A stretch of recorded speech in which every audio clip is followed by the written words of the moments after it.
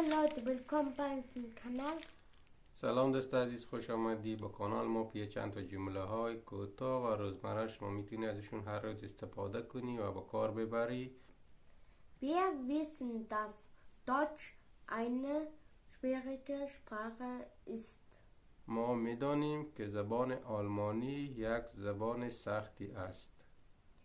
Er sagt, dass er keine Zeit hat.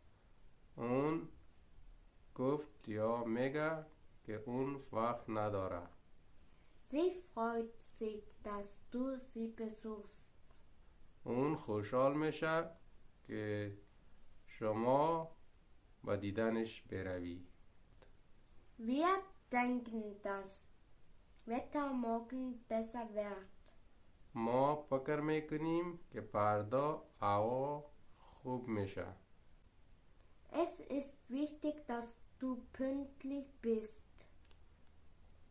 این خیلی خوب است که تو وقت شناس باشی یا در سر وقت بیایی. Kannst du mir sagen, ob der Zug pünktlich ist? آیا شما میتونی به من بگی که قطار سر وقت میآید؟ Ich weiß nicht, ob er kommt wird. من نمیدونم که اون میاد یا خیر.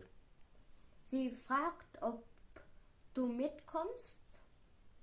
اون سوال میکنه که شما با ما میایی؟ Wir sind uns nicht sicher, ob das Geschäft geöffnet ist. ما مطمئن نیستیم که دکان یا مغازه باز است. Ich frage mich, ob es heute regnet wird.